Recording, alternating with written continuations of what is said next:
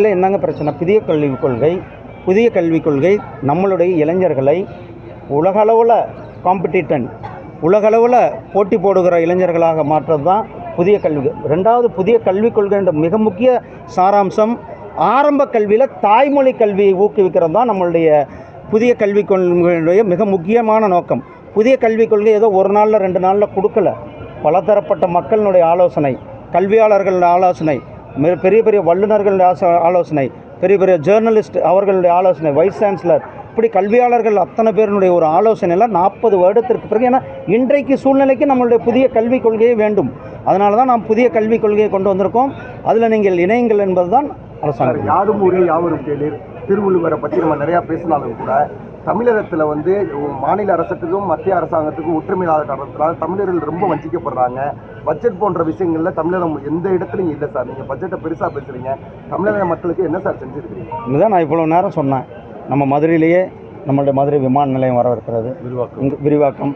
இங்கே நம்மளுடைய ஒரு நிமிஷம், இங்கே நம்மளுடைய அந்த எலிவேட்டட் ஹைவே நமக்கு கொடுத்துருக்கிறார்கள். சென்னை விமான நிலையம், திருச்சி விமான நிலையம், இது போக இண்டஸ்ட்ரியல் காரிடார் மதுரையில் இருக்கிறனா Madurai to Kollam industrial corridor, Chennai to Bangalore industrial corridor, Chennai to Visakhapatnam, மதுரையிலிருந்து பெங்களூருக்கு வந்தே பாரத் ரயில், சென்னையிலிருந்து மதுரை வழியாக கன்னியாகுமரிக்கு வந்தே பாரத் ரயில், இப்படி நான் சொன்ன ரயில்வே நிலையங்களுக்கு மட்டுமே, ரயில் நிலையங்களினுடைய மேம்பாட்டுக்கு மட்டும் தமிழ்நாட்டில் 77 ரயில் நிலையங்களை சிறப்பு ரயில் நிலையங்களாக, நம்மளுடைய மதுரை ரயில் நிலையமும் அதில் ஒரு ரயில் நிலையம், கிட்டத்தட்ட 6000 கோடி. அதாவது யூபிஏ கவர்மெண்ட் இருக்கும் பொழுது 2009லேருந்து 14 அந்த 5 ஆண்டுகளுக்கு அவர்கள் கொடுத்த தொகை ரயில்வேக்கு மட்டும் வெறும் 800 கோடி ரூபா தான். ஆனால் நம்ம இந்த போன நிதியாண்டில் 6000 கோடி, இந்த நிதியாண்டில் 6000 கோடி கொடுத்துருக்கோம். நம்மளுடைய பாம்பன் ரயில் நிலையம், அதே மாதிரி ராமேஸ்வரம் ரயில் நிலையம், சென்னை எழும்பூர் ரயில் நிலையம், இது எல்லாம் சென்னை எழும்பூர் ரயில் நிலையத்துக்கு மட்டும் 800 கோடி ரூபாய் நிதியில் பணியானது நடந்து கொண்டு இருக்கிறது.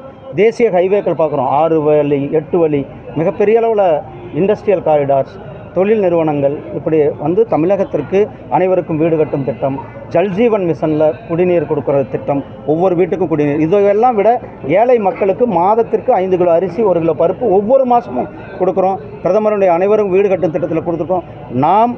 நம்மளுடைய மிகப்பெரிய நோக்கமே 2047 இந்த நாடு வல்லரசு நாடாக வேண்டும். அனைத்து மக்களும், அதுதான் நம்ம பிரதமர், அனைத்து மக்களுடைய வளர்ச்சி, ஒட்டுமொத்த சமுதாயத்தினுடைய வளர்ச்சி, அனைவருடைய நம்பிக்கையோடு நாம் வளர்ச்சியை நோக்கி சென்று பெரும் பாதுகாப்புலாம் கொடுத்துருக்கீங்க. விஜய் நிச்சயமாக பாதுகாப்பு கொடுத்துருக்கிறீங்க.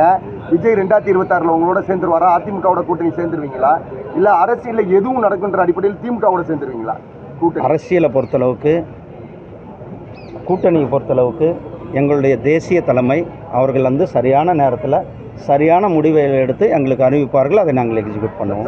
திருப்பரங்குன்றம் விவகாரத்தில் ஒரு பதட்டமான சூழ்நிலை இரு தரப்புக்கிடையே இருந்துகிட்டே இருக்குது. நீங்களும் இன்றைக்கி சாமி தரிசனம் செய்ய போகிறீங்க.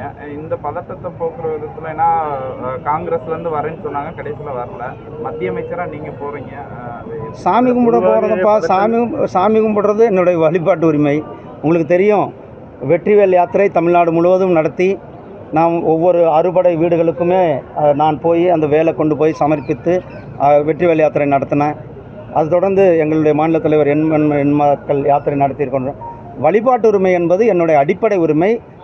டாக்டர் அம்பேத்கர் அவர்கள் கொடுத்த அரசியலமைப்பு சட்டத்தில் கொடுக்கப்பட்டிருக்க உரிமை. அதன்படி நான் இன்றைக்கி போகிறேன். இதில் எந்தவித ஒரு கான்ட்ரவர்சியிலோ எந்த ஒரு பதட்டமும் இல்லை. நாங்கள் போய் சாமி கும்பிட தான் போகிறோம். நன்றி.